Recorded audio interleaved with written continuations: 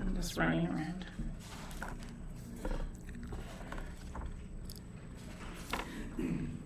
Good morning.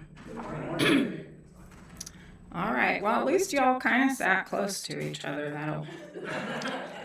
That'll be good. It feels cozier, and it will be good. So,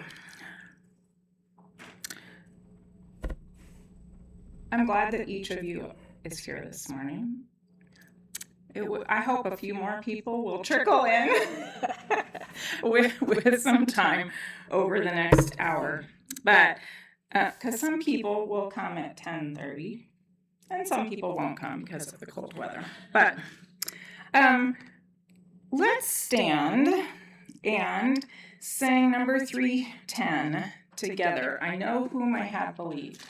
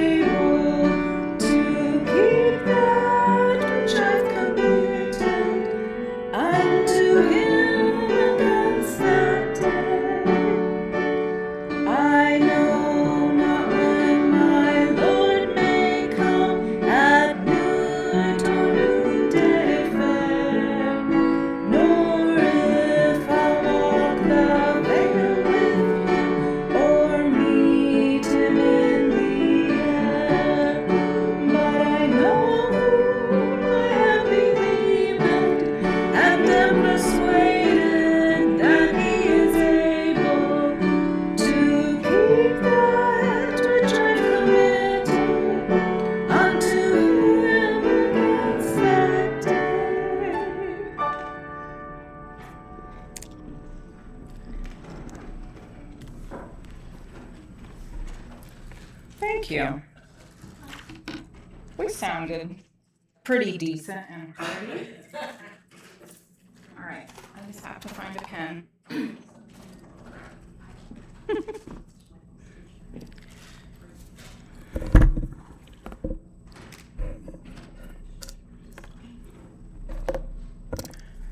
We do want to take a little bit of time before we dive into other discussions this morning, but just to take some time for sharing and prayer together. And I wanted to start out and That's Katrina. Yeah? Who's talking to me? The Lord. Oh yeah. If it was like the Samuel and Eli thing, I'm supposed to say, yes, Lord, I'm listening.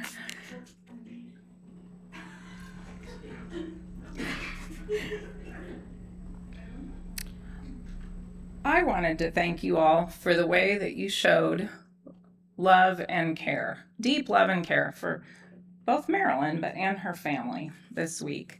And I think that the service and the meal was quite an expression of our love. And I think her family knew and felt that. And one of my observations at the end of that day, as I was going home with my tray of leftovers, was you all looked happy in the kitchen, honestly. You looked happy working together and serving together. And I was thinking a little bit, not that I think we should have more funerals by any means. There's other ways we can accomplish this. But I was thinking about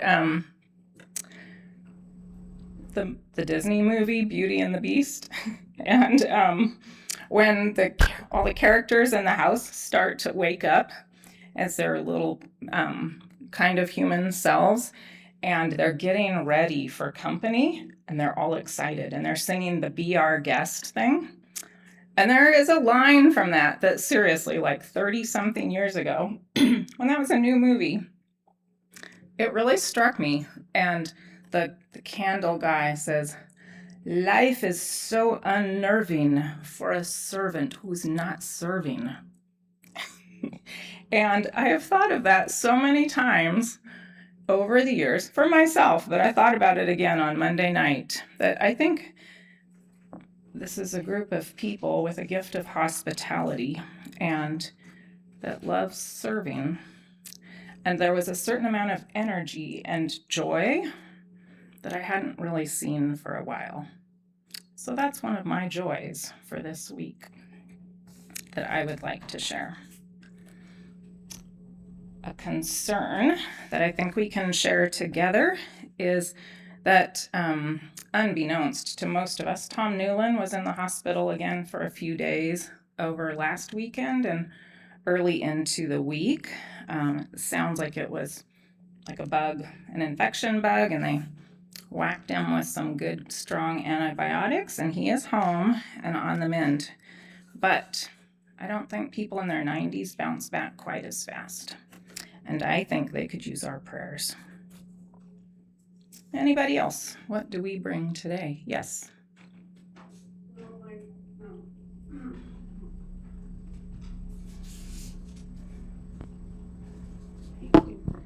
My sweet little friend Stephanie is in the hospital. She's been there for quite some time, and it just isn't going well. They, she had a pancreatic transplant 3 years ago, and it's now rejecting after 3 years. And yesterday, unsuccessfully 3 times, no, it was Friday, they tried to get a feeding tube into her because she's just so malnourished. And when I was texting with her mother last night, we're pretty worried. This is really the first time that she's been this bad since 3 years ago. So I really need prayers for Stephanie. I'm next. All right. I took Mary Ellen niece to doctors on Thursday. And first time that she had been to the doctor in about 3 years. The good news is she is no longer diabetic, so blessings for that. It was a very complicated but good visit, and hopefully the family has a way forward to help care for her better. I also had a really, really good visit with Jim Wilson this week. He's continuing in a good way, and visited with Tim, and so that's all pretty good. And I have surgery scheduled in April.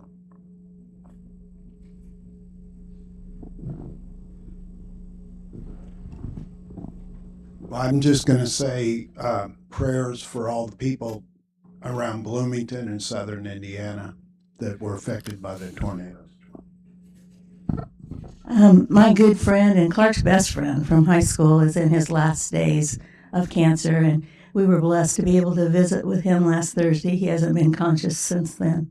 And just keep him and his extended family in prayer as What's they go his through name? this. What's his name? John Dickey. John.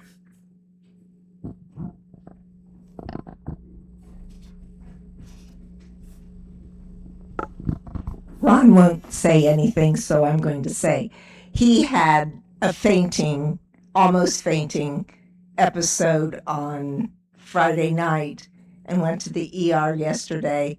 Fortunately,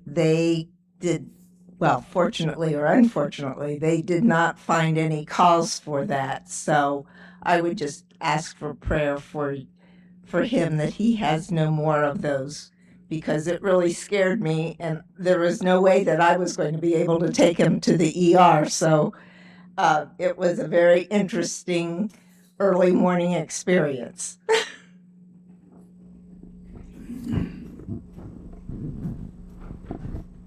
She broke her leg at 2 a.m. I did this early in the morning too. So around our house, it's really busy about 2, 3 in the morning. That's about when Sean's usually awake, so call him. Call him the next time. Yeah. Give me a call.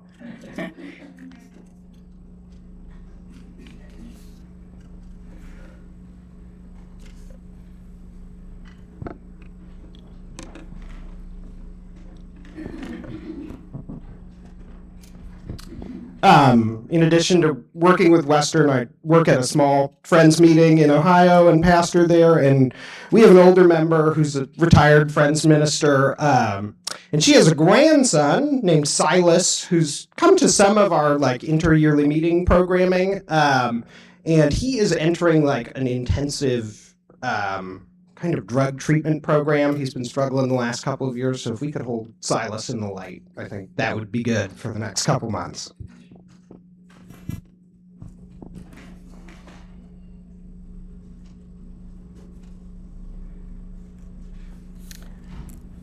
Let's pray together.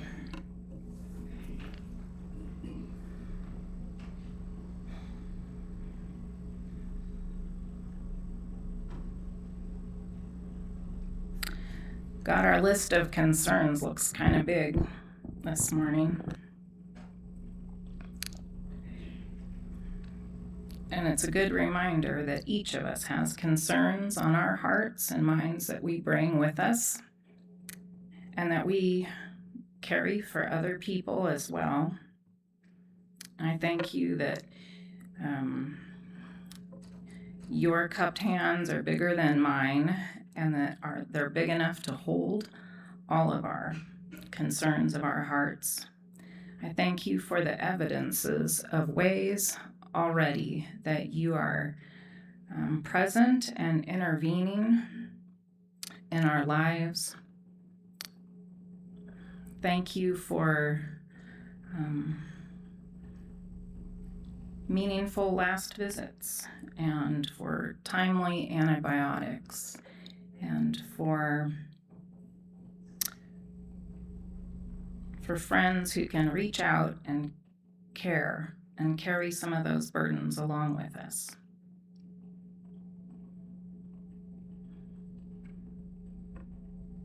Thank you for the opportunity that we have every day and every week to bear one another's burdens.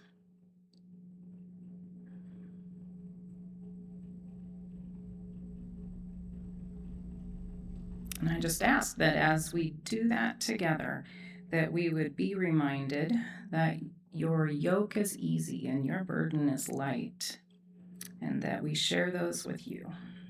Amen.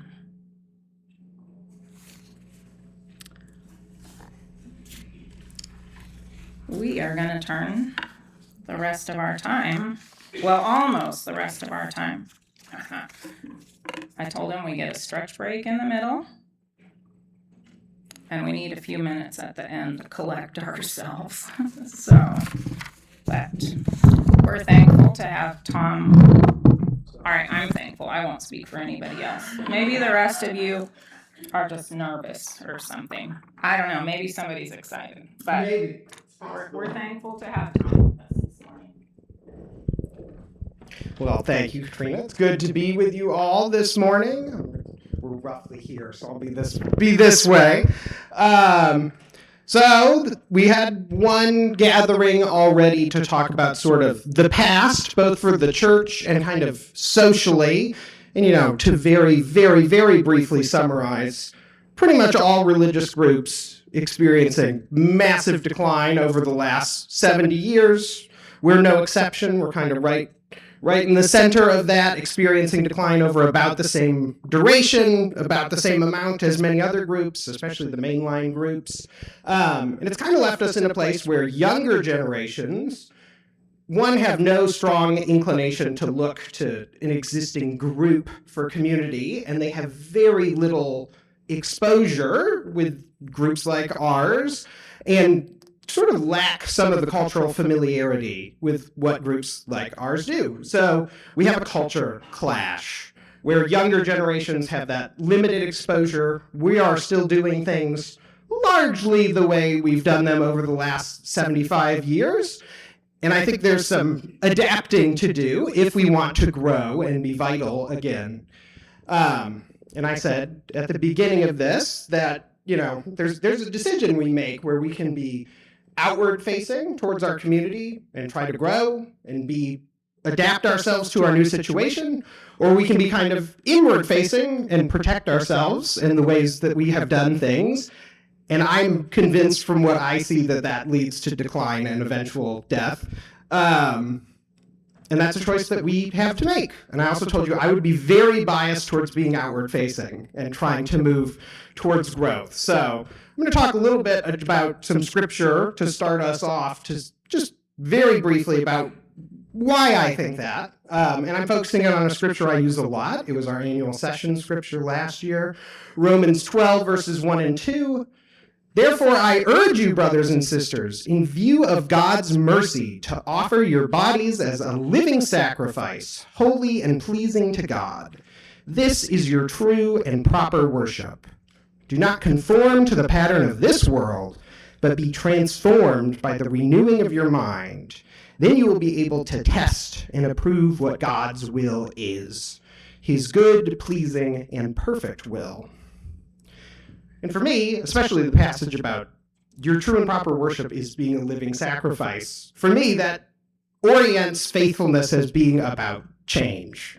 That God is calling us to move away from the ways the world has shaped us in our upbringing and some of the hurts that we've experienced, and move towards the living faith that God offers us in following Christ and becoming more like Christ ourselves. And basically, every generation has a new opportunity to embody Christ more fully than they have in the past, in the new ways that their new culture demands. And our task in being faithful these days is to figure out how we can make those adaptations. This is something the Apostle Paul talks about all the time, because I think it's a struggle he was constantly having of trying to get the early Jews to mix with these Gentile people who had never experienced Judaism before, very similar to what we are doing now. And Paul said he tried to be all things to all people. And I think that's the attitude we have to adopt. We have to be able to meet people where they're at, change ourselves to be welcoming to them, and figure out the ways that we can draw them in. And the obvious sort of shortcoming here is we can get to a situation where we have no grounding, which is what sort of the inward-facing people would prefer we focus on sticking to our faith the way we've practiced it, that sort of thing. So I do think it's important that when we try to be more outward-facing, we focus in on maintaining who we are. And I think that means focusing ourselves around one simple question. How does God want me to live right now? And we can extend that out to our church. How does God want us to live right now?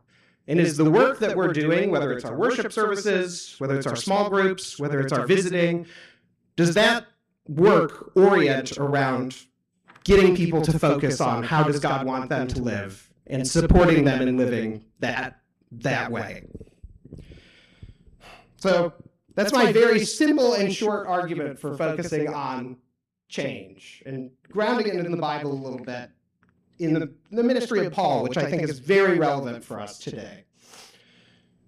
But today we're going to look at sort of where is society at now and where is Plainfield Friends at now. So we're going to broadly answer 3 categories of questions.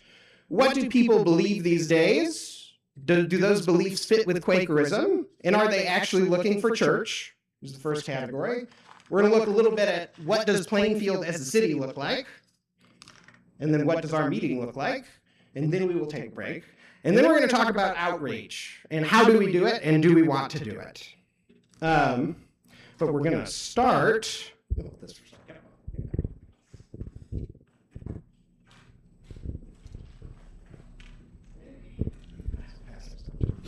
We're going to start with this long document, which we will not go through all of, mercifully. In fact, we're just going to do the first 2 pages.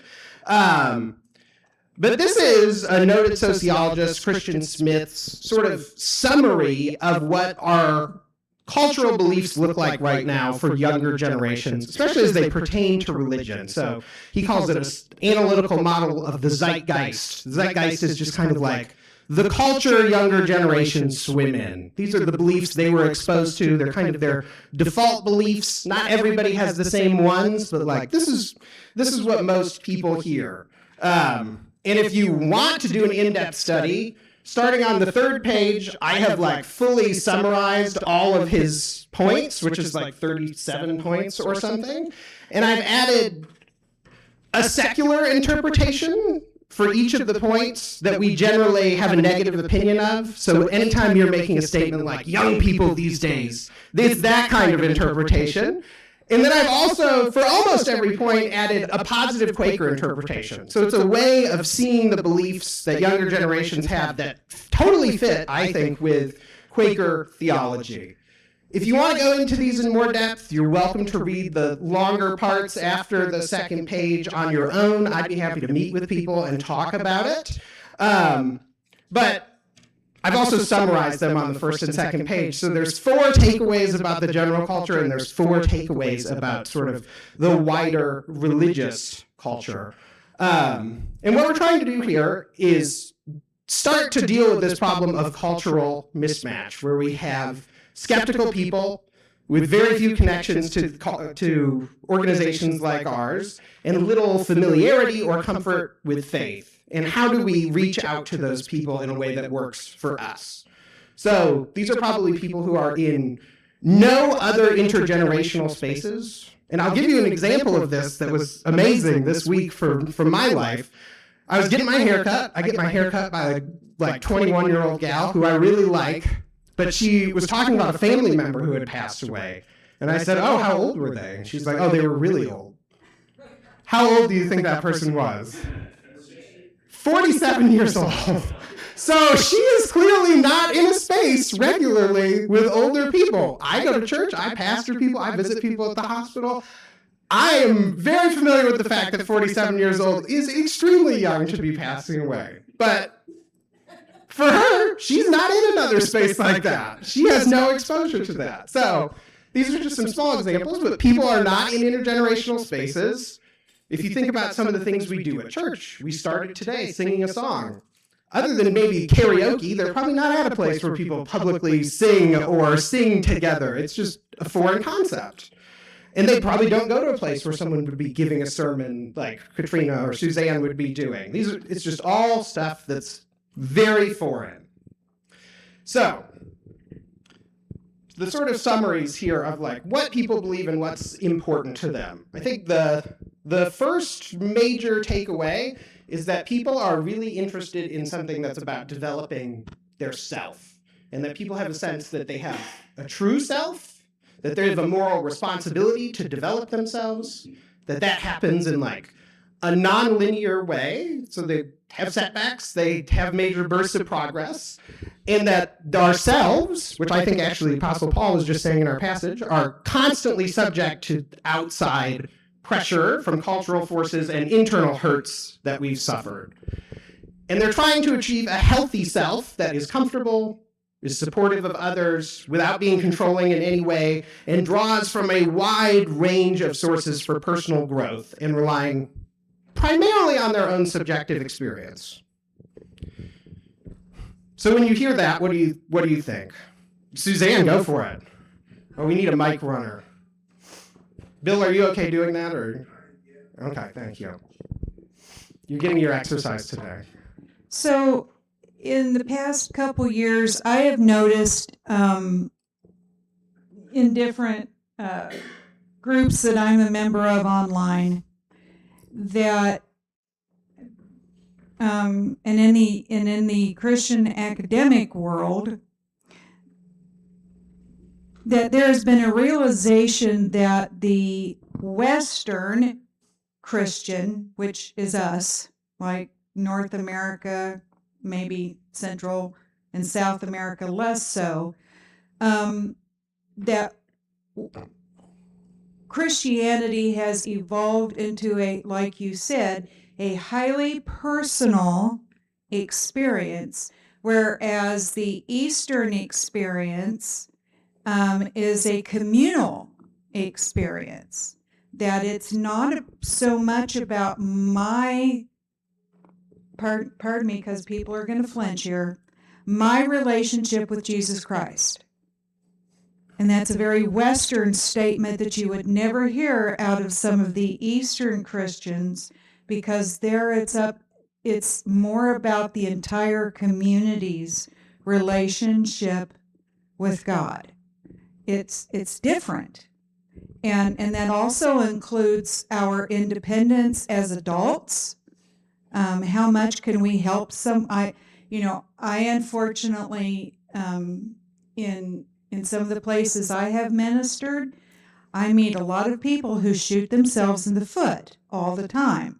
And their families try so hard to help that individual, but because they're an adult, there's nothing that we can do for them unless they want to. So that's a very we have this highly independent, individualized view that nope, it's all about us. There's not much of a communal experience, and that has affected how we think about what we do at church. Yes. This is a very interesting little niche point there, but one thing to note is one of the few groups that is experiencing growth in a religious setting in the United States is the Eastern Orthodox Church, and I do think it's for a lot of the reasons you're talking about. We talked about this last time, but relevant to point out that there's a model for comparing cultures on various characteristics. And the United States is the most independence-focused country in the world, and it's the only country where that's the highest score of cultural factors, and it's by a long shot. So, like, all of this stuff about self and independence is core to the United States. Well, all this stuff about self and independence, in some ways, is core to who we are as Christians. The Christian life is the process of developing a distinctive self in a lifelong, nonlinear process. Jesus came surrounding himself with disciples, and that's a nonlinear process of growing into Jesus. So we as Christians should be comfortable with this and understand this and offer the opportunity to get along a distinctive path toward this lifelong discovery of self. Yes. So I think this is good because we're hearing both sides of this one, that there's a negative, like, over-focus on self that we often experience, too focused on being independent. But obviously at the heart of Christianity is the idea that God is giving us an opportunity to live into a new, fuller self. And to counter some of this, what Suzanne was saying about, that self is based in how we connect and give to others. And it is more communal. It's a communal self and identity. And that's something I think really appeals to young people today, if we can find a way to talk about it with them. what other thoughts do people have on this big focus that younger generations have on developing the self?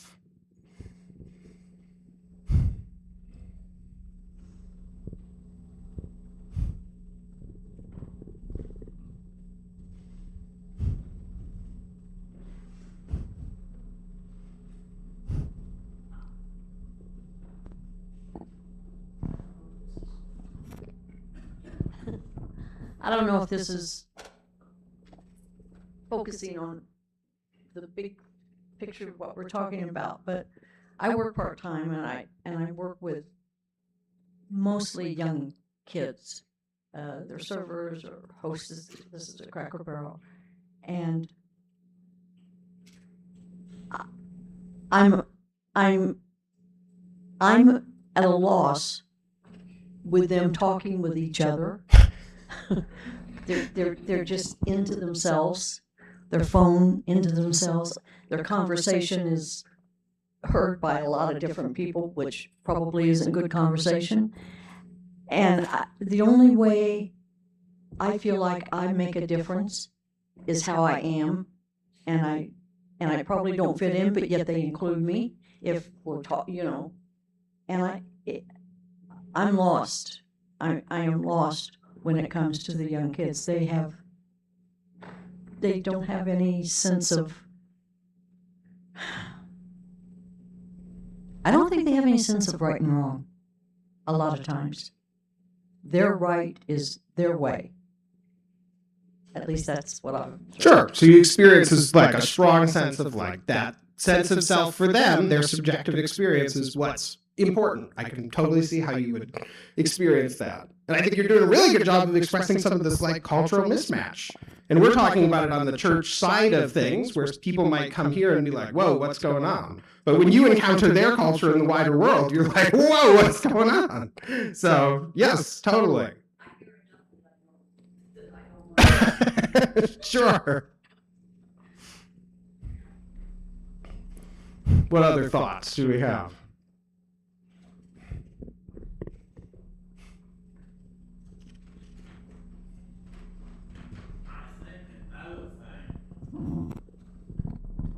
That has come about since the 70s is the abundance of telecommunications, making it a whole lot easier for us to isolate and still feel. And even more today, I mean, you don't feel the need to go out and to be part of a church. And with both parents working jobs 5-6 days a week, you'd rather just, okay, this is the day we're going to sit home. Yeah. And we just don't feel the need the way we used to. We went and gathered together at church, and that was our community then.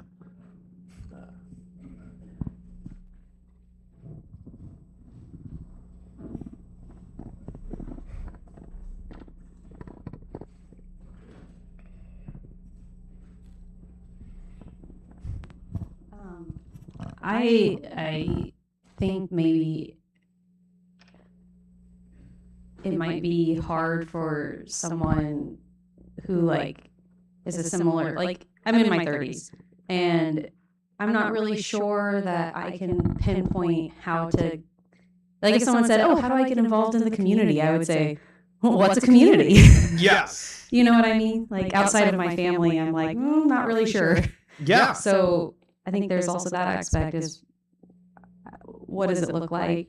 What does a community look like? And how would I be able to participate without only taking and that sort of stuff? Yes, totally. Thank you for that insight, because so older generations here, would you ever sort of have the question or thought when you were thinking about, I need more connection, I need more community, would you ever think to be like, well, what even is a community? Or did you just know? Did you know, like, oh, I could go to church, I could go to Kiwanis Club, I could go to these different spaces that are what community is?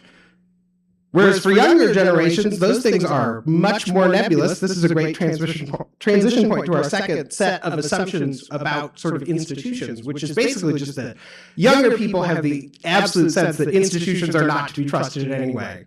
And and there is some overlap with many generations of America on this one, but I think it's a broader experience for younger people because for them, connection points are much different. Like any kind of fixed connection point with a structure, like I think we would sometimes think we are not an institution. Our church is not an institution.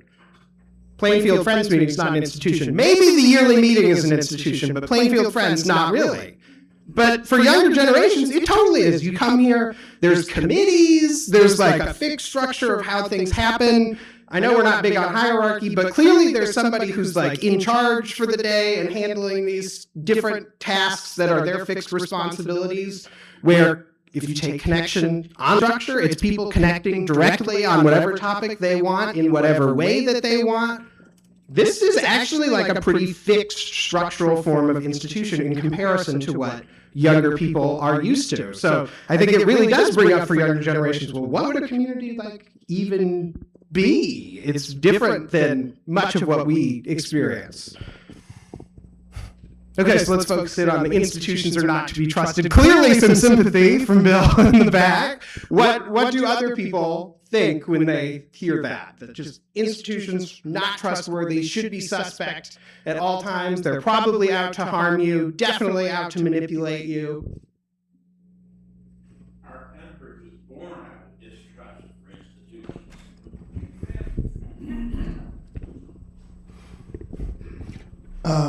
Just for a second to go back about community. For me, growing up, there were three main communities that I was involved in. We grew up on a farm. We had a community that came together to work. And then we had picnics 3 times a year. And it was a big event for all of our community. We had the community when we came to this church. There was a lot of things that throughout the year. We didn't have Quaker days back when I was young, but we still had a lot of different gatherings. And there was school. Yep. And on that community front and connecting it to institutions, like, okay, so older folks, how many of you are part of some community organization, Lions Club, Kiwanis Club, anything of that nature? Okay, younger people, there's 4 or 5 of us. Are you part of any of those? Brenda? Yes? Okay, so a couple, but lower. And I've been in rooms where I ask that question and every older person raises their hand and no younger person raises their hand. There is like a distinct big difference on that question.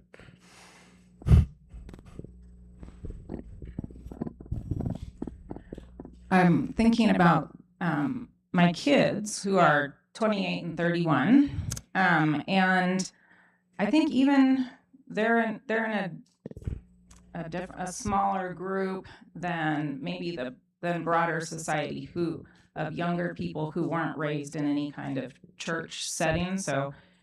And is even more removed, but on distrust of institutions, our kids were raised in church, and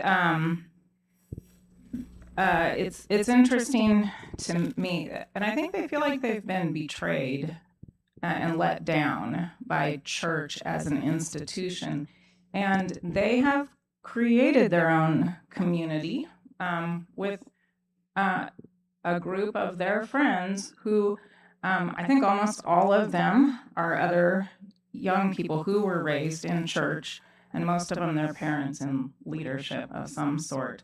And none of them attend church. Some, I think, still identify as Christian, and some only as a person of faith. I think they're all deeply committed to social justice, and they are all, I mean, I think in some ways, if I compared some of them to myself at age 30, I think they're far more evolved and mature and self-aware than I was at age 30. They're taking that I don't remember what you said. Taking it seriously, Developing the self. Developing the self, and they are participating in the wider world, but church is not. And they have a group of like-minded friends who have all been wounded by church, and that's not where I don't think any of them see themselves finding community.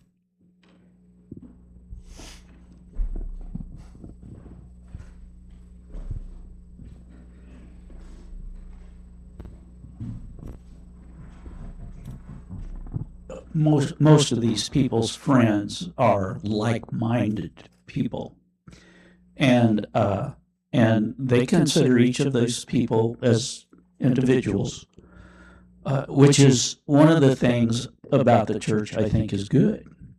When you come to church, you meet like-minded individuals, and you meet individuals, and you know, if the church has any size at all, there are a few that you'll kind of run around with, if that's the right phrase, and so within a community, you can find like-minded individuals and still be a part of the community, and I think that's one good thing about the church. Functioning at its best, I would agree. That's definitely true. I think when you don't have the instinct to join the church, it becomes hard to become a part of those social circles that then connect you in with other people. Diana. I think one of the things that builds community is tragedy, and I hate to say that's a good thing, but you just notice like in Monroe County this last weekend, when the tornado hit, the community came together. People who didn't really know each other in their neighborhoods came to help.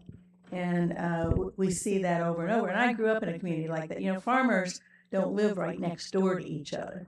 But if a farmer is injured, every farmer goes to help bring the crop in. And the word spreads quickly. The other thing that is interesting to me is I have several friends of different ages who are unchurched, but they're not beyond asking for prayer when they have trouble. And so there's something there that I think that we all build on. I haven't had anyone, if you say, I'll be praying for you, not thank you and say please, Yeah. So I think there's a very common bond, whether they're sitting in church on Sunday or not. I strongly agree.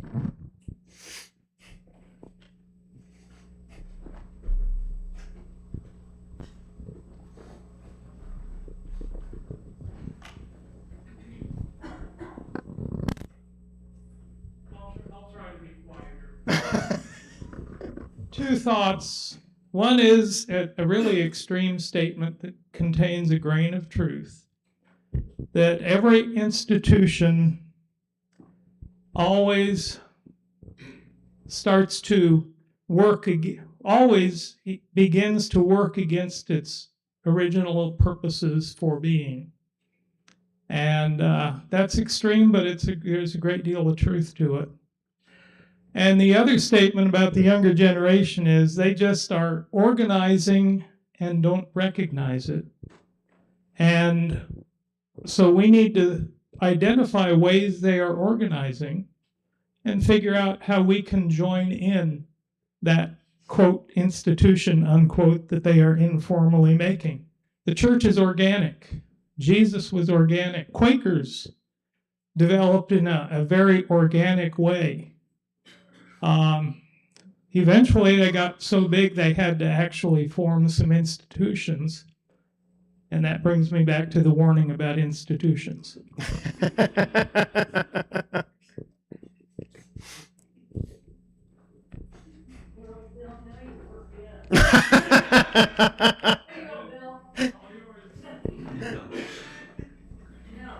But Bill saying that is a classic example. Turn the mic on. Oh, you turned it on.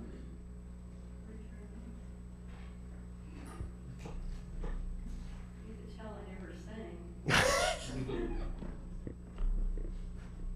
Oh, okay. Is that on?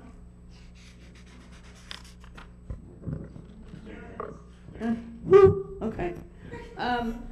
Bill, when you talk about institutions, and I know that you're Kiwanis International, so, and you chuckled at that, but do you, for instance, see a major difference between Plainfield Kiwanis and Kiwanis International?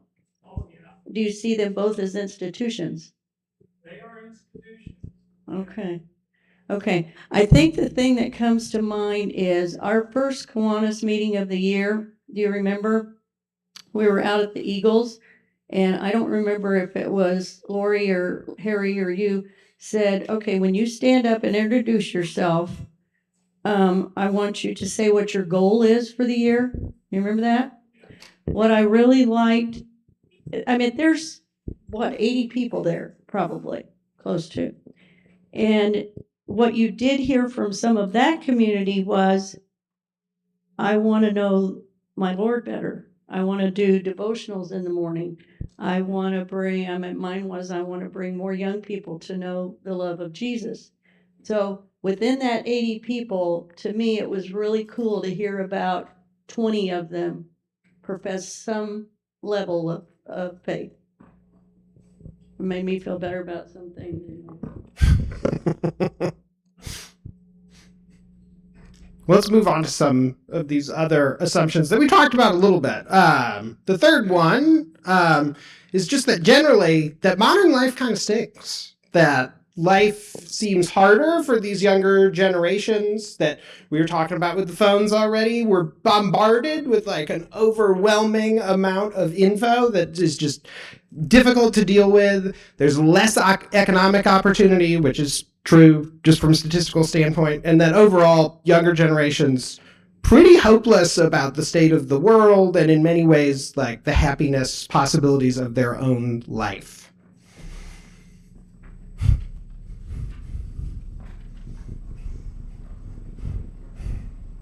Any thoughts there? It's okay to not have any on one. This is just, what people think about it.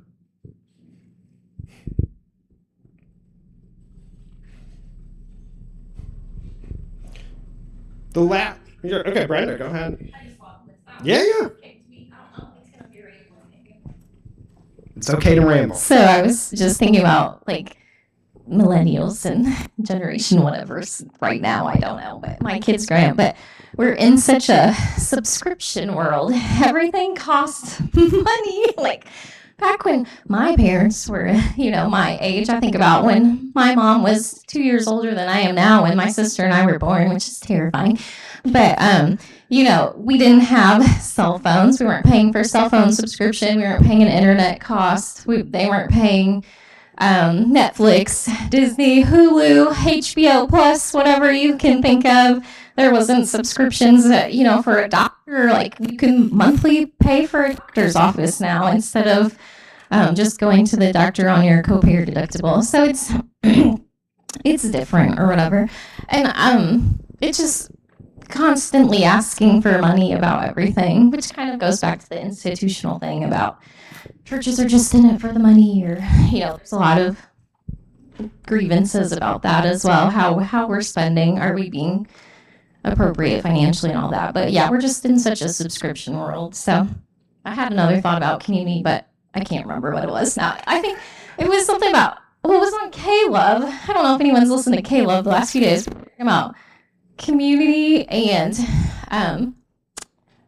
I guess they're referencing like we used to, which is another subscription thing. We used to reach out to each other like, hey, I need a ride to the airport, or hey, you know, I'm not feeling well. Can you go pick me up some soup at the grocery store? Oh, you know, things like that. But now we can Walmart Plus ourselves groceries to the door, or Amazon Prime if we need Band-Aids at home and we don't have any. And we can get an Uber or a Lyft to the airport. We don't have to call our friend Michelle or Billy Kathy like, hey, I need a ride. Or if you're not feeling well, you know, and you need a ride to the doctor, think of Suzanne taking Mary Ellen. You know, we can outsource all of that. And so there is a lack of community. We are purchasing what used to be community and how we used to connect with each other. We don't need each other anymore because we're paying each other. We need each other in a different way. So we're making money off of each other to fund what used to just be a community outreach or whatever. So that was my other thought. Amen. Yes. Community, like church here. Like, this is our church family. Like, I don't know about Phil. He's just here because I'm maybe, and we need him to help Bill with the live stream. But I mean, this is my family. Like, my parents are gone now. So my sister's in Florida. Phil's family's all in Missouri. So when I need something, these are the people I call on because that's who I have. Yeah. So. And this ties a little bit into what Diana was saying earlier about, like, communities are often formed in tragedy. And, like, what Brenda just listed are some of the sort of smaller examples of how we have, you know, we solve all of our own problems now. But, like, for earlier generations, you know, life insurance, health insurance, all those things, not a thing. Things that we have, like, privatized in our own life. A church in their local community would have been their health insurance. It would have been their life insurance. It would have been their disability insurance. Those are things we don't rely on the community for anymore. Go ahead, Suzanne. One talking about, and this might fit into the institution part, but it also something that Brenda mentioned was money and the church. And over the last few decades, and this goes to tragedies as well, how does the church interact with communities when the community is in need? Trying to remember one of the mega churches in Texas, there was a huge community need for housing, and this mega church, the doors all stayed locked shut while people needed places to go. And there was an incredible backlash against that mega church because even if people in the community aren't part of a church, somewhere, and this goes again to prayer, what is it that we need from the church when we need it? And whether we're members or not, we still reach out because we need it. But then there's also, I also see a big push towards, why don't churches pay taxes? Well, churches do pay taxes. It's just in, you know, everyone pays, if there's an employee there, you know, we pay employee taxes. But I think that may go to part of the distrust of the institution. If and in the age of the internet, you can go online and you can look at different 501c3 organizations and look at their financial statements and see where they spend their money. There are many huge 501c3s who, you know, 40% goes to their CEO and 60% goes to operating costs. Yes. Is that where you want your money to go? Well, you know, we can go online and look at different places. Like, I know that you know, there are other 501c3s that most of their money goes to their mission.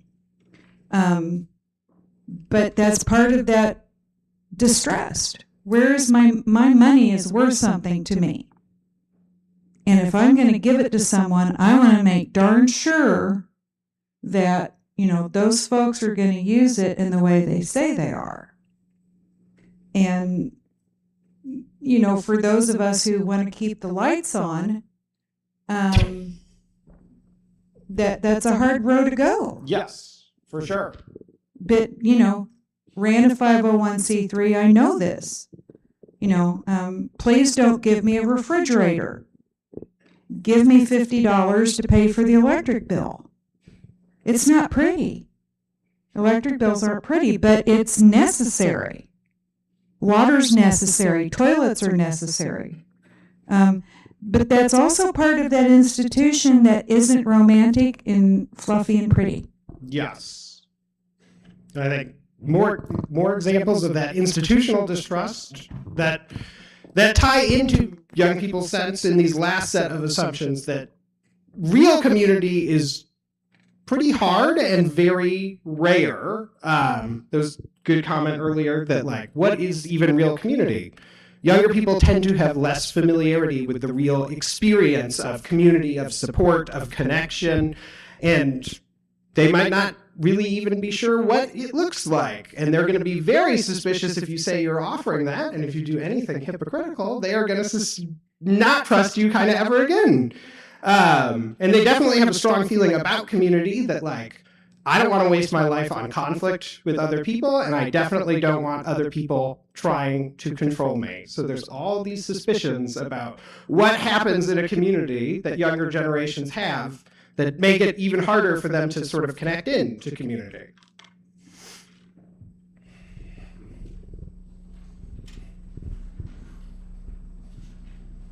Okay, so those are some of the big general social ones. Those ones apply to everybody. Kiwanis Club, struggling in the same way that our church is with all of those. If you flip over the page, there's some specific religious ones that are about younger generations' beliefs. And the first one is about truth, which is that younger generations generally not really interested in hard religious truth, especially in any grand universal sense. The interest is more spirituality that speaks directly to their lives and to their experiences, that helps them build community and helps them be good. And just larger cultural debates about religion and people shouldn't be this religion and they should be this religion, generally going to be perceived as annoying. Any thoughts there?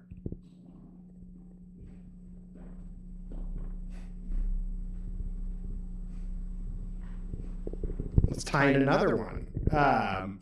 Religion should be in the world. Younger generations much more interested in religion that addresses their lives now in the world.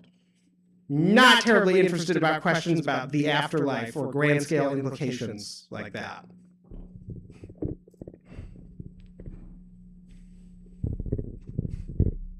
Some of you may be nodding your head to both of those things. I don't want to be in big debates about religious nonsense, and I would rather focus on things in our life. But the reality is, people have the perception that that's what churches are about.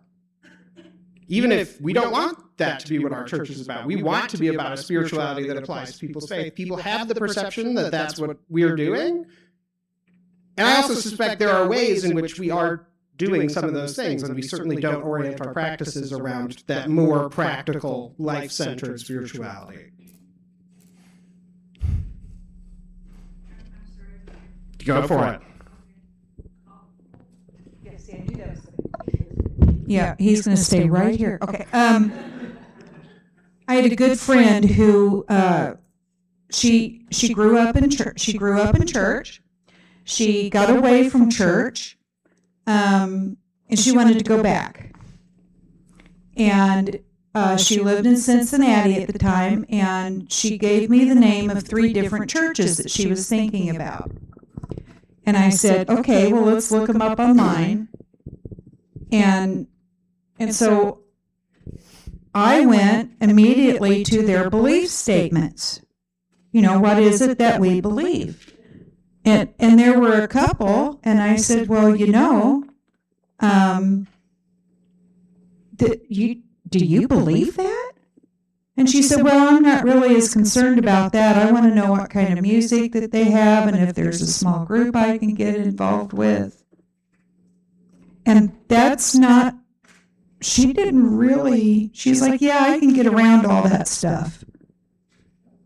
It honestly was, what how could she feel like she was being fed, but not necessarily, you know? Yeah, well, what was their theology? She didn't care. She She's cared really, about how does it impact my life? exactly. Yes. Bingo. Yes. Bill.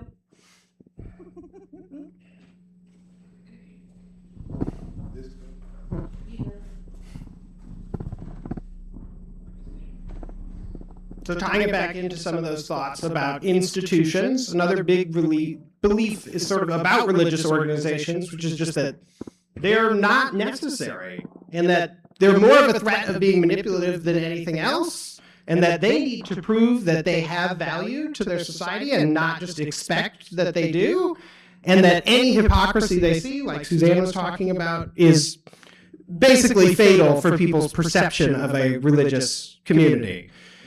The other thing is that people have a real sense that organizations, if they are going to be useful, need to be really flexible with young people because the demands of life are different than they used to be. So they're not going to be there every Sunday, kind of thought.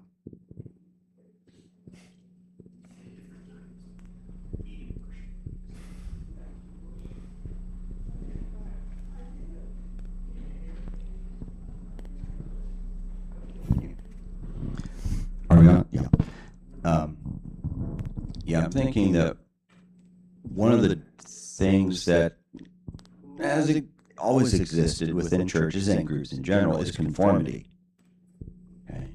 And that has faded some. If we go back here in Plainfield meeting, 30 years, oh yeah. I mean, you come, but you're going to fit into the way we do things, period. And but it still exists in some ways. We've been living in Richmond for a year, and we go to different meetings, work our way around, and people say, "Well, where are you going to meeting?" Never the same place 2 weeks in a row. And every other person, Quaker, I said this to, said, "Yeah, didn't want to get put on a committee, did you?" And but see, it's still there. Yeah. That feeling, and they pinpoint almost unconsciously part of the issue. You will be. This is the way you participate. You must fit in. You can't just be there. And so it's a lingering issue. I think it's a fading issue. I think it's better. But I'm going to jump way back. I really liked what Bill Clendenning said about young people finding ways to organize whether they know it or not. And that we do need to pay attention to those patterns. Other thought I had too is if you watch commercials, okay, I see more and more commercials.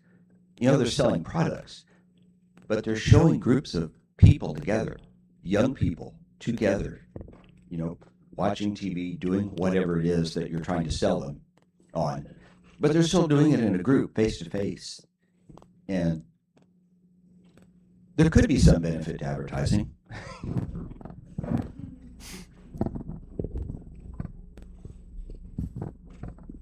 Okay, so the last set of assumptions here is sort of, I call it new religious horizons, probably a bad way to say it, but that one, people have a sense that many religious groups are sort of tainted with their participation in things that are now perceived negatively, especially colonialism, racism, those kinds of things. But also that the old boundaries between religions seem very arbitrary. I mean, a huge one I can think of for a younger person, Protestant, Catholic, who cares? They would not care. And I think that extends to some other fields in life, like the idea that there's a division between religion and science. No. And that within all of this, people want room to explore their beliefs. So spaciousness for exploring beliefs and the interactions between different faiths, different systems of thinking is very important to younger people. Any thoughts there?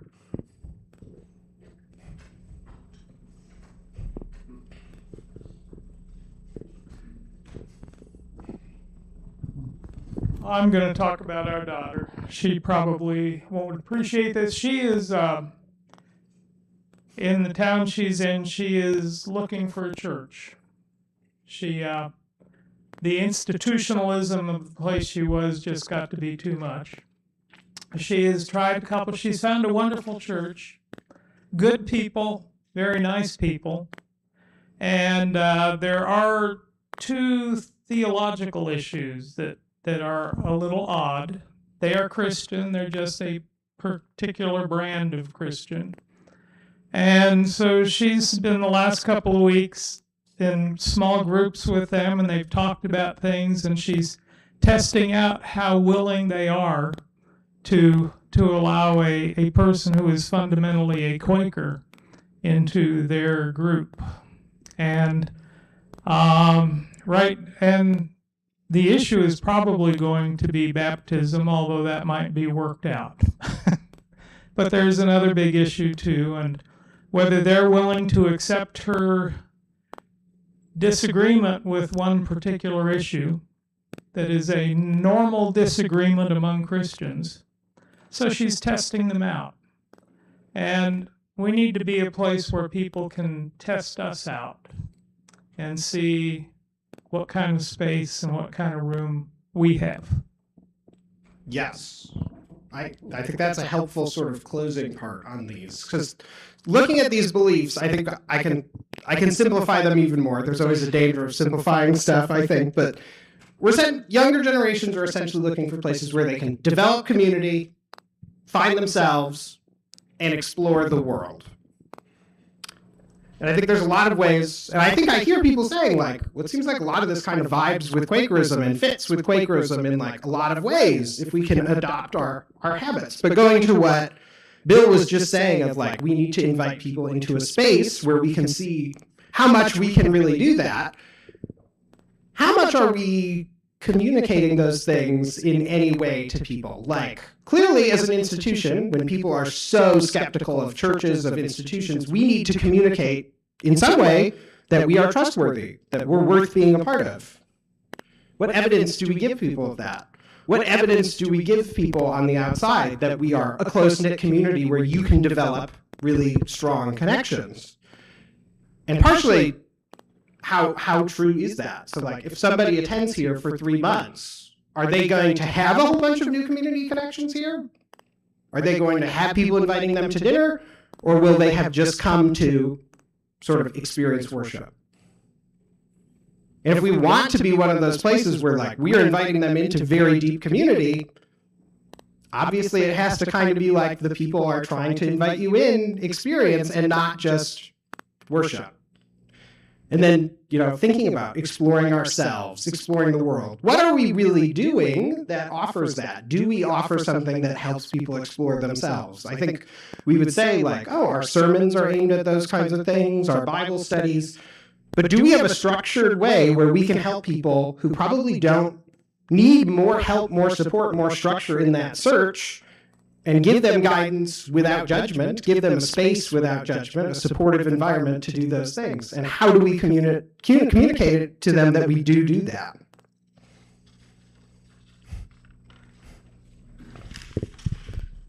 And for how long can we do that before we straighten them out? Seriously, people can come in and kind of explore their beliefs and explore, and that's okay.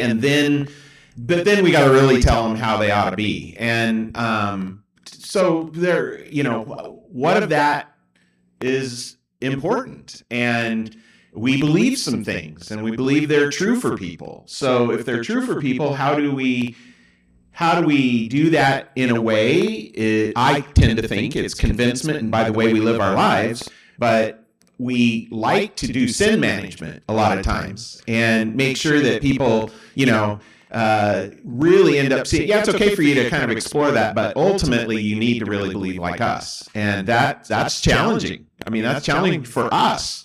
And to figure out how that might look, we're not asking ourselves to give up what we believe, but lo and behold, in this exploration of other people, we may discover some exploration in our own faith and journey, and it might work both ways. It's just an interesting thing for us to think about.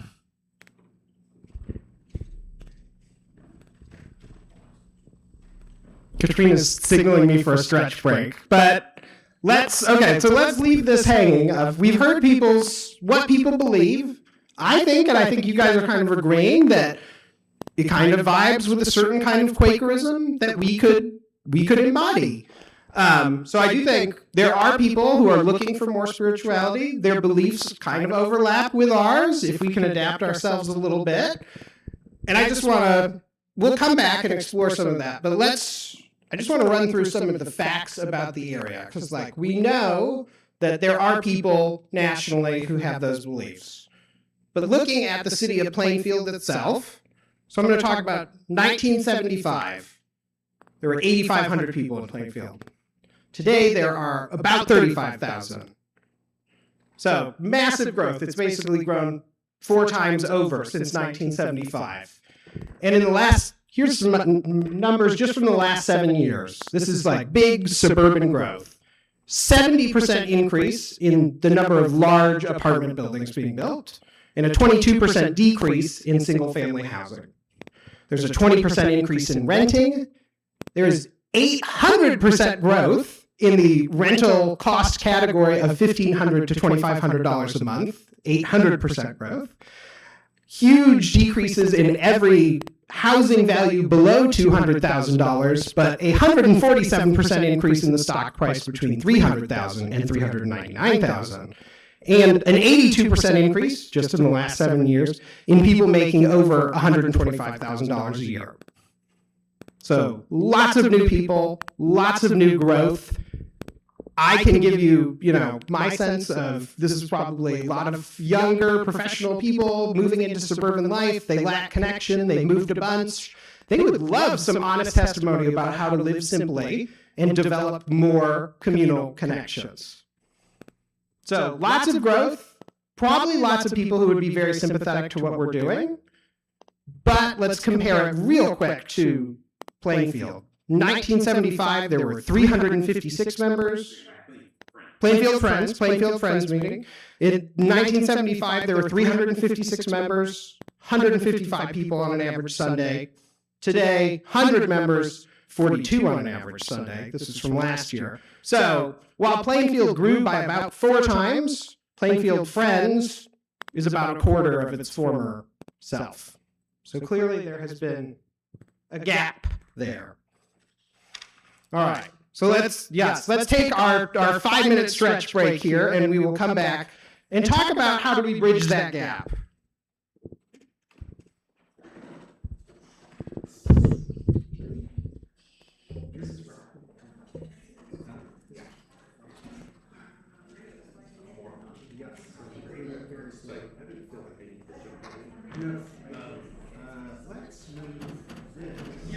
Over here. Well, you're fine. Okay.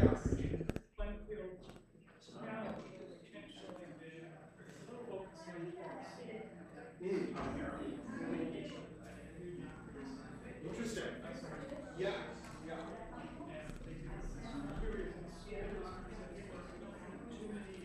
We don't want to be flooded. Yes.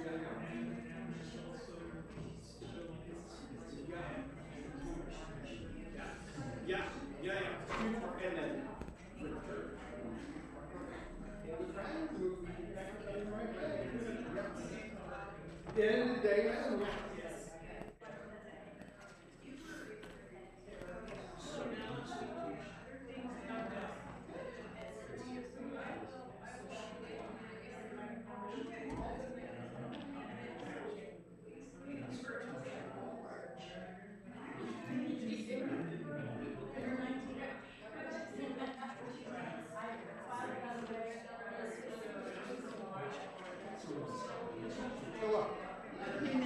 don't know if the place interject this, but I can tell you that my daughter organized religion. Yes. Oh, yes. Another huge one for sure. And I've asked several people, do you think God is Christian? Some people say yes, some people say well. Yes. And all the songs are he, him. So I think she. Good for you. Yes. And obviously we're a tradition. very open to women from the beginning. So like, it should be a place where we can lean into it. What's your name? Joyce Taylor. Okay, yes. You were a doctor. Yeah. Yes. Yeah. Okay. And you opened up a building for the AA. Yes. Thank you very much. That's awesome work. I appreciate it. Yeah.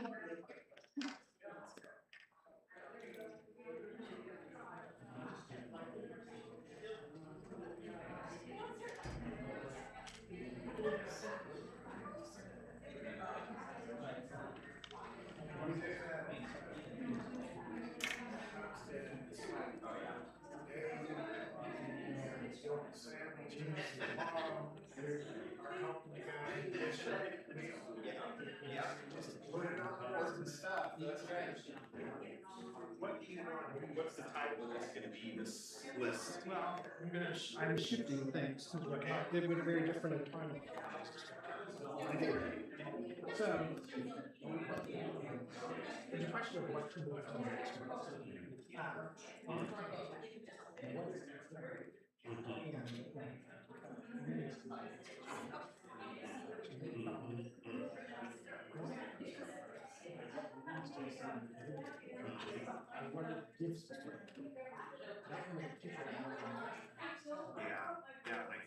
And then I think really focus on I think focus on communication skills and the spiritual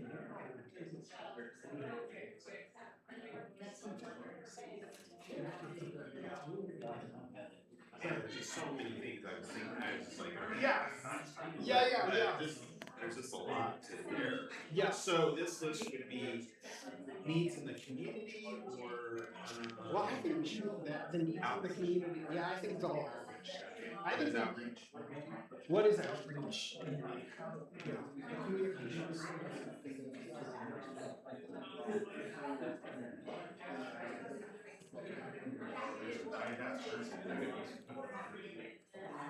You don't have too many young people who can't read themselves. So.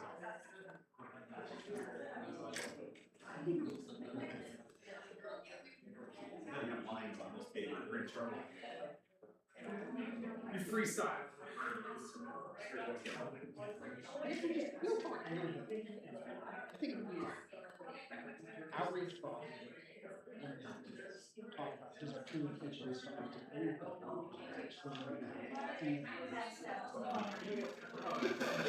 exactly.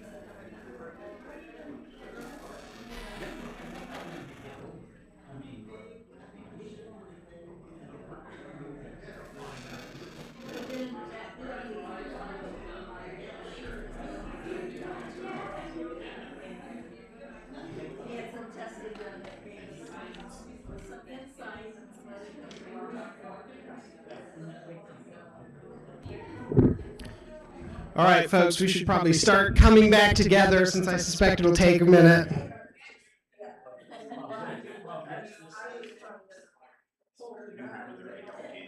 Yeah. Not.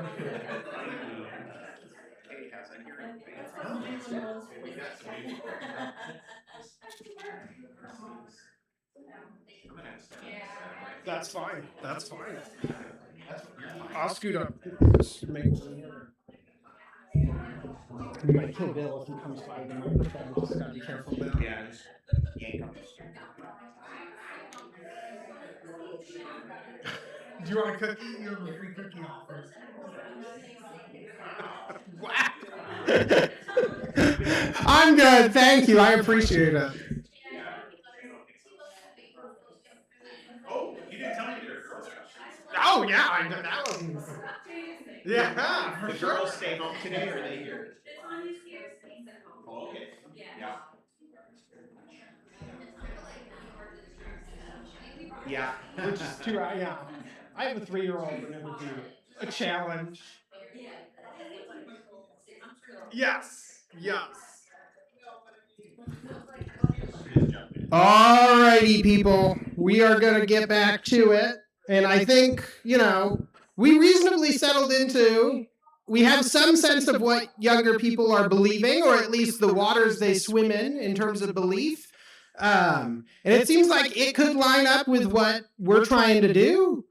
Obviously, the area around here is growing like crazy, but the church has declined immensely. So there's a problem somewhere in there. Something's not working well. And I think in reality, we're not really reaching out to people with what we do very much at all, is what I suspect. So I want to start by talking about outreach. And I want to start by asking, what does outreach even mean to you? What comes up when you hear the word outreach? So characteristics or examples of? Characteristics, examples of, if you have a feeling of like we should be doing more outreach, or I don't want to do outreach, any of those kinds of things are good. Some of the outreach that I think we as a church do, Quaker Days, the hosting for the farmer market, which is really outreach both from Plainfield Friends and Western Yearly Meeting, and some outreach that we did for a few years that really didn't take off as we hoped it would. In the yearly meeting room, we hosted some public forums, and it was spotty attendance at best.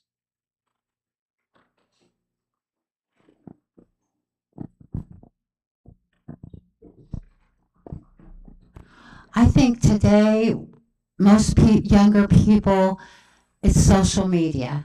That's where we connect. They connect on social media.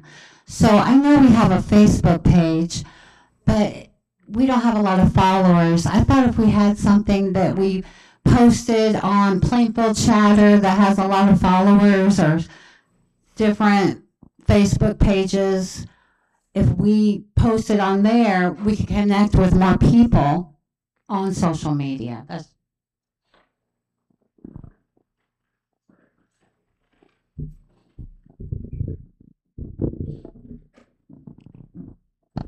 We had kind of an experiment one Sunday with a Zoom Sunday meeting. And I thought it worked really well. When West Newton decided to sell their building and go Zoom for their meetings, I was skeptical. But it's been very successful.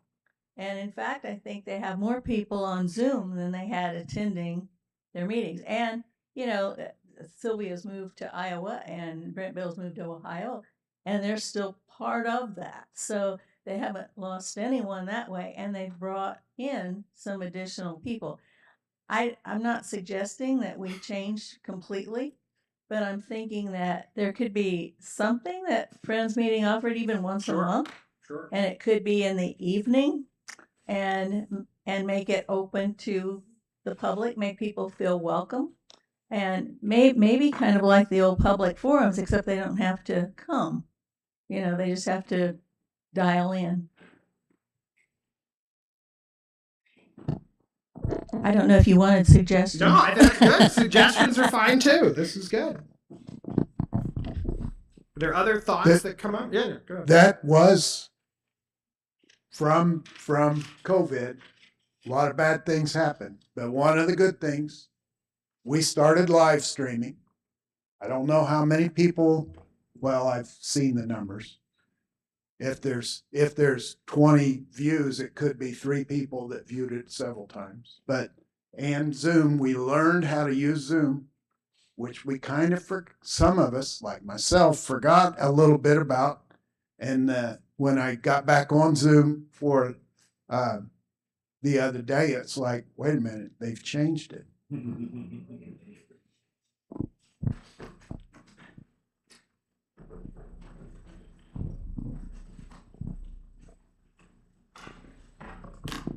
I really appreciate the emails that Katrina sends. I think that because I get the paper ones too, but I never have the time to sit down and look at it. And so the email is really helpful because, whenever I'm like, oh, I have a minute, I can look at it. I know it might be there. Can I ask what's helpful about it? I think part of it is sorry. Part of it is the convenience. I have young kids, so I spend a lot of time awake in the middle of the night, so I don't need a light to look at it. Also, sometimes, I might it reminded me for the last couple of weeks that this week was going to be a little different. And so, I've got a bit of ADHD, so it just kind of keeps it in the working part of my memory.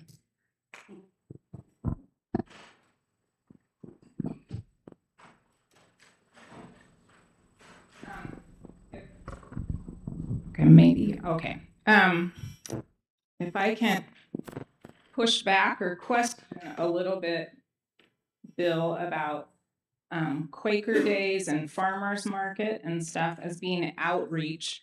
I think there's a sense that it is, and sometimes I struggle though to see it as really being outreach, and some of that is my background of being from a very evangelical background, and that's not particularly something I'm really comfortable with anymore, but I don't know that I really have new translations of old forms. And so, I mean, the way I was raised, outreach was not just being somewhere. In some ways, like those would have seemed more like service to me. Like what we do is hospitality or service. Outreach, in order for it to count, had to involve like face-to-face contact and invitation, not something general like we do. Or I mean, like my parents participated in evangelistic campaigns in which they went door to door and knocked on people's doors and had pamphlets or handouts that they gave. And then also in our church, then it didn't really count unless the people actually came to our church. And so I think in my mind that there's a lot of ways to do outreach. I struggle to translate those sometimes into I think, I feel pretty strongly that what we do at our booth for Quaker Days and hosting it and our booth at Farmers Market, I think is completely valid and legitimate service and a type of outreach, even if not a single person ever comes through our doors inside. I think it's still a way that we're blessing our community. But I don't know how to make that be outreach. And just to add on to that, obviously, if we've shrunk to a quarter of our size, Quaker Days isn't helping us, right? And Farmers Market isn't helping us in terms of a size thing. Now, that doesn't mean it's not legitimate. It just is. That's just the question I have. So, is outreach meant to, and what's it meant to do? What really is it? And I'm not saying these aren't, because they are, but do we do outreach that has an impact on our Sunday morning? I don't know. And do we care? I mean, that's a legitimate question. Maybe we say we do outreach whether anybody comes here or not, and these are the things we're doing. That's what's important. It's an interesting question though for us, I think, to wrestle with. I'm sorry, Sarah.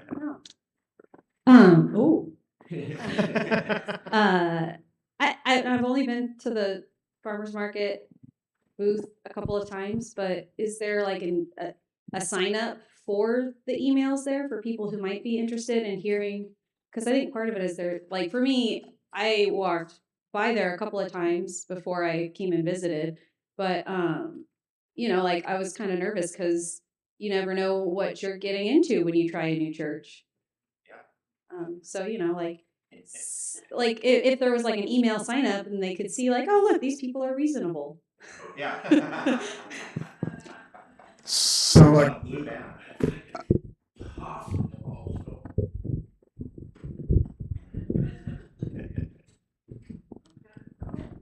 what this tells us that we could really make but much better use of what we're doing on Quaker Days and Farmers Market. I mean, I'm there every week at Farmers Market. I don't know how many people. Oh, this is church, and we're in the primary spot. Yeah. There's not a much better spot. Now, occasionally, I have conversations with people, but I remember there was a time when I had a Jehovah's Witness stop by my house on a regular basis, not because he really thought he was going to sway me any. We just spent half an hour, 45 minutes discussing stuff. All right, so let's pause there for a second because there's several important things here I want to focus on. So we all expressed, I think, some discomfort with institutions, and everybody kind of liked to think that we were not institutional. But I want to go back to so if we think about people in the 50s, the 60s, the 70s, how much really more being institutional was normal, and how much I think that really does define our culture. And I will submit to you that Quakers Day, Farmers Market, your pastors go to the Chamber of Commerce, are institutional ways of doing outreach, where it was basically just our job as a church is to be present in the community, and because people are organically drawn to joining institutions, by being out in the community, they will then want to become a part of our church. So this is not a good thing or a bad thing. It's just to say, this is an outmoded way of doing outreach that doesn't really fit to the current context. And it's based on changes that have happened over generations and decades. And we've never really we struggle to pick up on those things. And we have to figure out how we can sort of move from those things or adapt those things to be more relevant to the current day. So the question I started with about that helps us orient is are we focused on the question of what is God calling me to do with my life? How do I support people in getting them to focus on that question? I think most of these modes of outreach are effectively so impersonal that they can't really help us ask those questions. So we need a kind of outreach that helps us focus in on those kinds of questions. Suzanne, go ahead. Well, before I hand the microphone over Yeah. So when you ask this question, what is outreach? We kind of heard more than one definition. Totally. But because for me, the outreaches that I mentioned are showing our presence in the community. Not necessarily going out and recruiting membership, but showing our presence in the community, trying to show them who we are, that we want to provide a service to the community. So if we want to further define what is outreach, that's fine. And Suzanne? At least a decade ago, at Quaker Haven, there was a minister's retreat. I do not remember the name. I don't know. Bill Clendenning might remember the gentleman's name.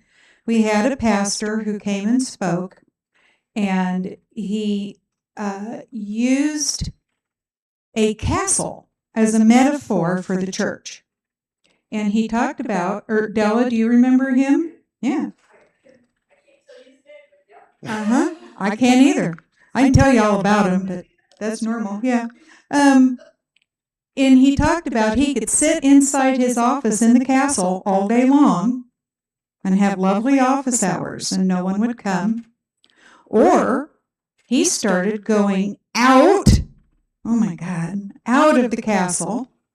And he started a book study out of the castle in a coffee shop that had, and he talked to the owners first to make sure he could do this. And he cut his office hours down and spent almost all of his time out in a couple places and started some book discussions and Bible studies. He started with books and went to Bible studies. And lo and behold, some of the people actually came to the castle. But that was his method of reaching out.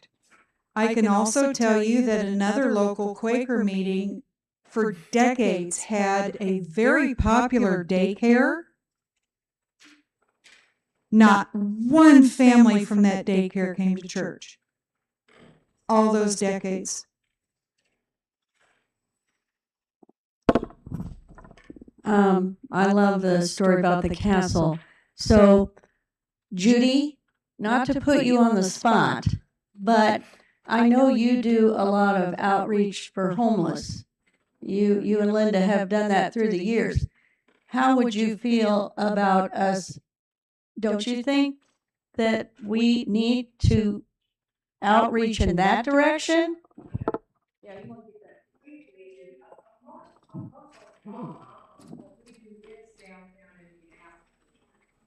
Most of what we do is mainly downtown Indianapolis. You know, we've approached a few people in Plainfield and stuff, and I'm out at Gillies, and I talk to a lot of people about the Friends Church, and they tell me it's a beautiful building, and I have invited them too. You know, I think one of the things is nowadays the younger people, they're going to these big churches with coffee bars, dating apps in the church. I mean, just so many different things.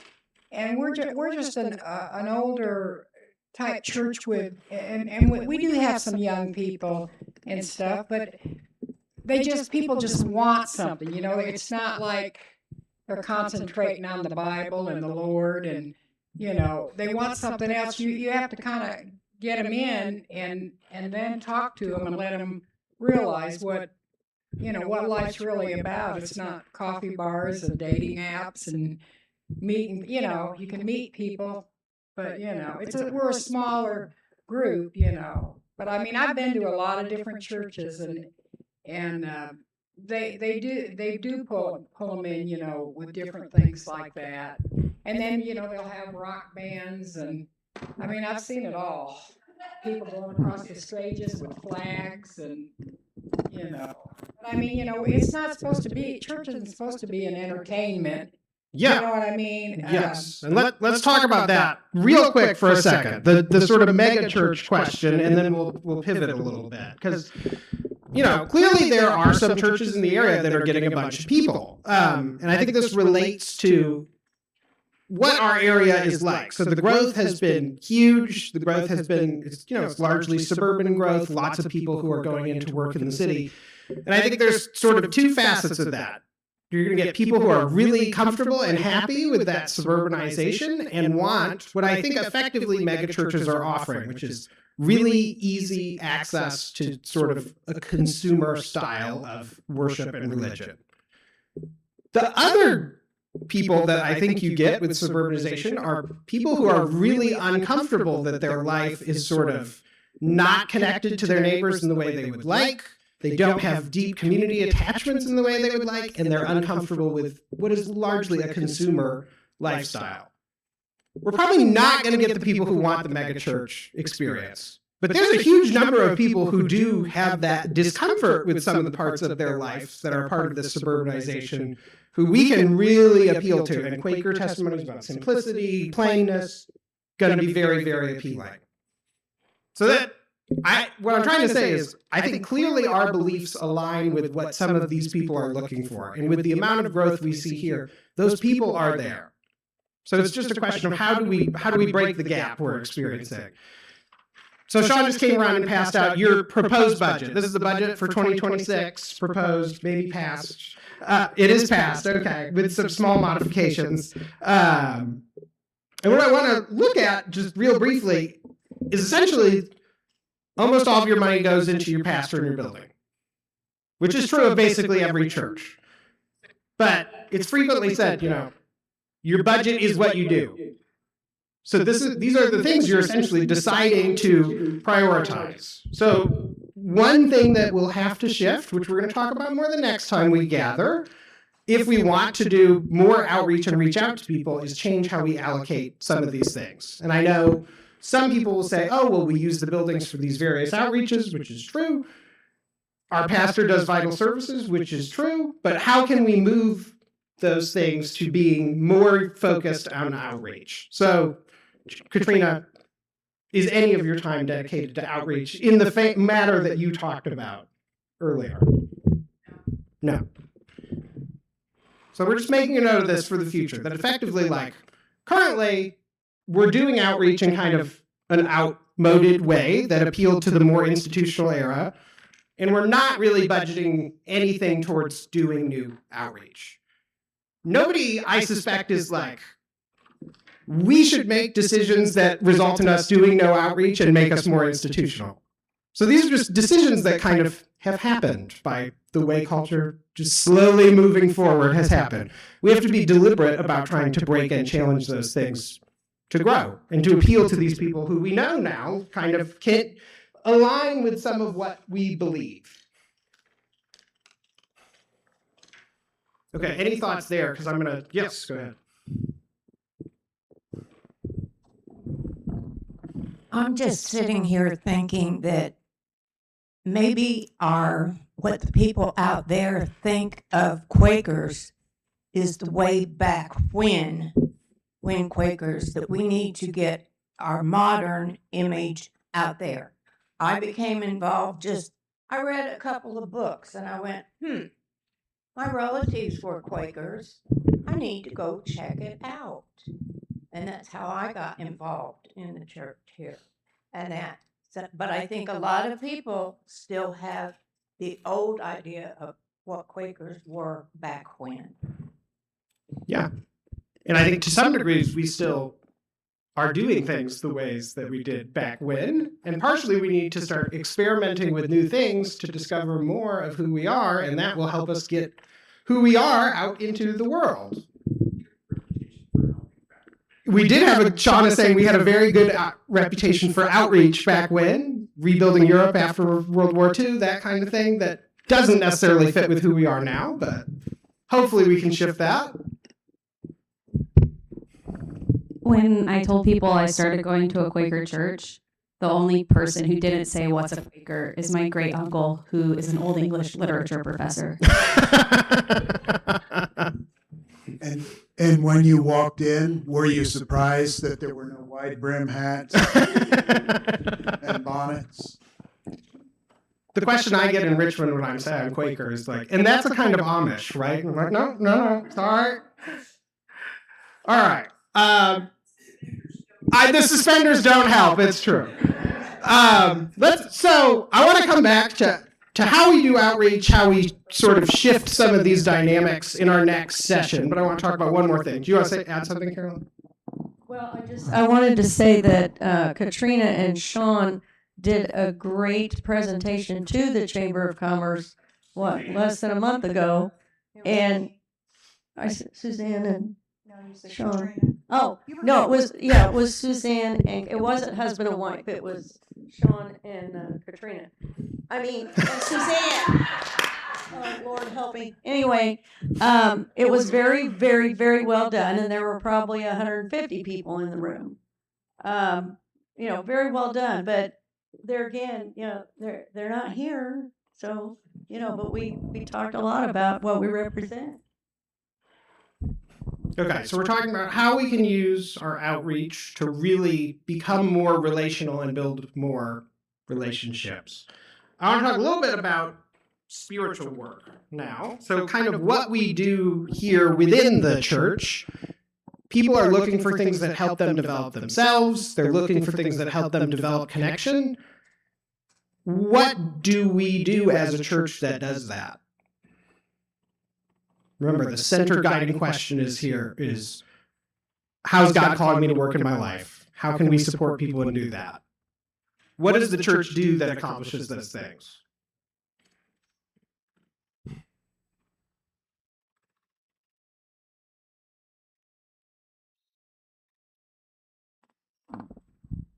So Katrina kind of touched on one of the things that builds connections within our church group early. Work day or a meal, putting, clean up. These aren't things that build a connection outside, but they are something, and it's not necessarily about how is God working in my life, although those discussions might come up. It's about how do we work together as a group? When we have a defined purpose, how do we come together to achieve it? And so I think in the broader sense, do we have a defined purpose? Do we, this church, have a defined purpose in the community?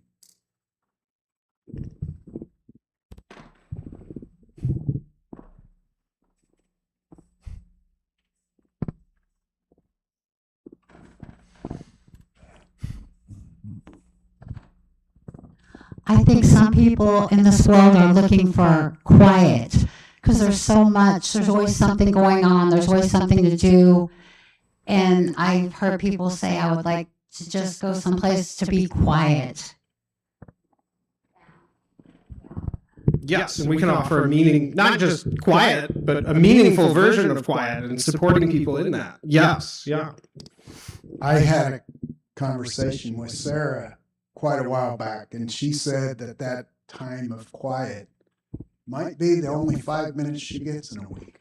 Yes.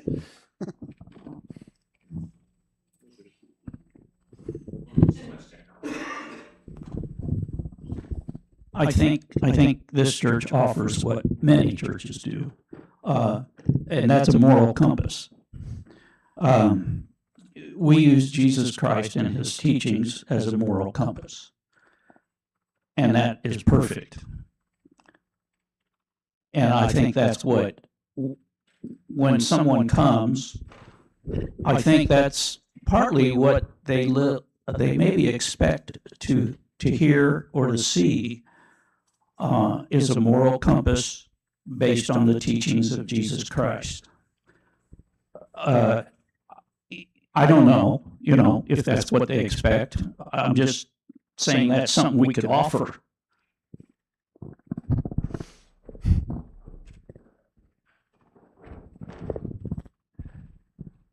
Yeah, I keep thinking what brought Quakerism into existence in the first place. And it seems to me it was a protest. And people came together because there was something wrong. It wasn't about entertainment, and it wasn't about, necessarily feeling good, but there was something wrong with religion. And we know that when we work together, Quaker Day or whatever it is, when we have a purpose where we're working together, it fulfills us. And I don't know how we get people to join us, but I think that's the thing that's important if we want to grow. So I'm going to segue here. I'm going to say some hard things that connect to what Clark just said. So don't blame Clark for them when I say them. Because some of them I think are going to hurt a little bit, but I just want us to sit with them until the next time we meet. And what Clark made a great point that like Friends started out as a radical protest movement against religion that had broken down and become very staid, and it had stopped serving people. It looked very different from our practice today. And I think in a lot of ways, our practices today have actually stopped serving us. And they're not really serving the spiritual question of how is God working in my life? How can we support people in their walk with God? How can we move more deeply towards that type of discernment? I think we focus a lot of our time on sermons and worship preparation so that our pastors don't actually have any time at all to reach out to new people. And in many ways, we have moved away from practices that do ask the question of, how is God working in my life? Because in our earliest friends had elders who were committed to doing that work, who were in a culture where that work was normalized, and we have lost a lot of that. So, where I want to leave us, as we're going to enter into some silence and then sing a song together, where I want to leave us is that clearly there are lots of people in our area. Clearly there are lots of people who would be interested and have a very similar set of beliefs to what we could offer. But one, we need to figure out how to reach out to those people. And two, which a subpoint of that is we need to figure out how we're going to reallocate resources to do that. And two, how are we going to make our worship and spiritual life together more dynamic and more focused around the question of how is God working in my life? How can we support people in that work if we want to move forward? Because I think the real struggle we have is we're not reaching out to people and we're not living the radical faith that the early friends were trying to embody. So there's a big positive here. There's people out there. They want what we could have, but we need to sort of reinvigorate ourselves and get that message out there. So let's enter into some silence. The next time we gather is going to be focused on what do we do moving forward, trying to answer some of these questions in at least a basic and preliminary way. March 15th.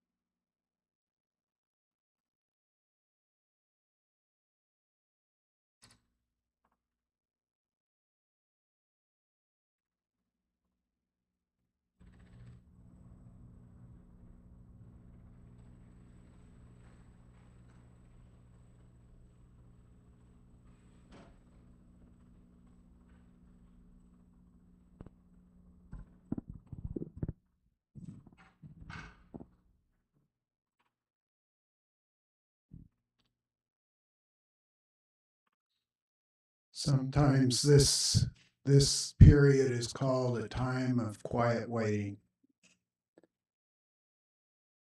And I'm going to say something that I think I've shared before. Several years ago, during yearly meeting, during our time of devotion in the morning before the business meeting started, as we sat in quiet waiting, I had a thought or a tap on the shoulder.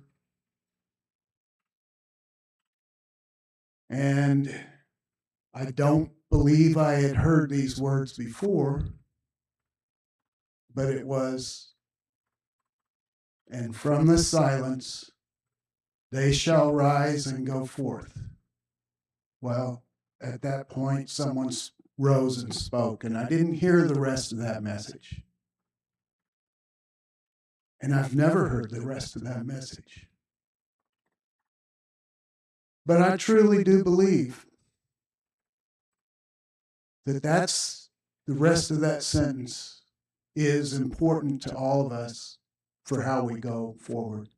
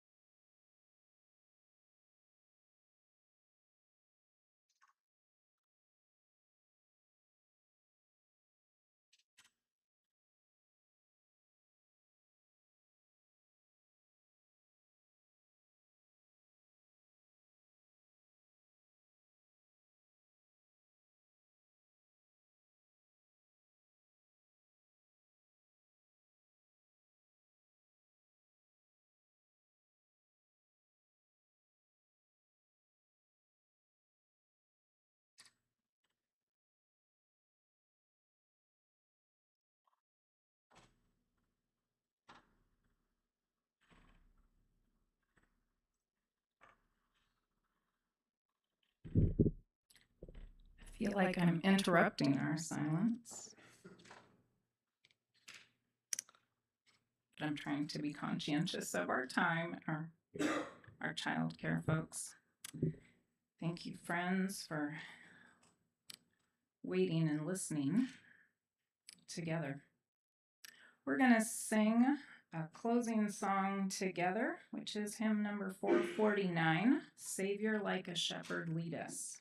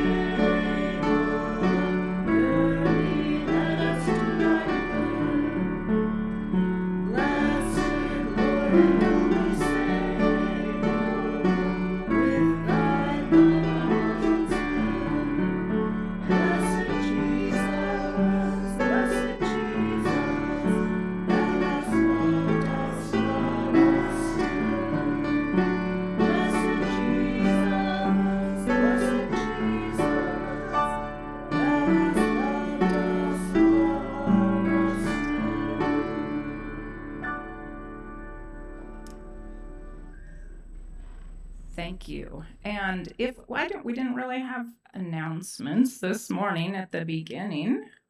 Oh, yes. Oh, Della has an announcement. You might just have to shout while she's getting the mic. Tuesday evening this week, 6:30, we're having a get together. That's anyone is welcome. And we're going to try to get some starting planning towards Quaker Days, Farmers Market, if we're going to do something for our 175th anniversary this year, and get some stuff lined out on the calendar. So if you can come by the meeting house at 6:30 on Tuesday, we're going to try to work on some of that together. And Della. I work for the Quaker Leadership Center, and one of the things that we're offering on the 18th of March very much fits into our conversation today. It's called We're All Ministers, an Introduction.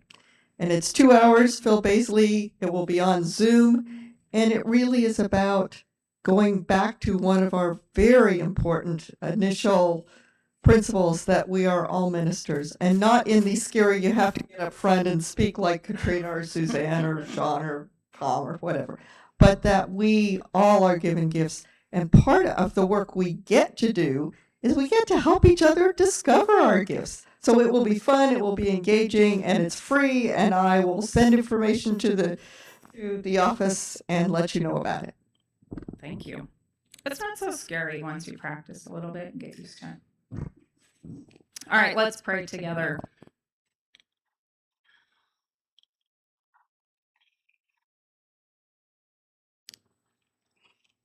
Jesus, thank you that you are like a shepherd. Maybe we don't all have very practical life experience that helps us to know what that is. In the same way that the earliest Christians did, but we know that you're a good leader, a good shepherd, and that you love us and you guide us and you want the best for us. And just be with us as we go from here today and help us to carry these questions in our hearts and to talk about them with each other and to just hold this tenderly. Amen. Thank you, friends.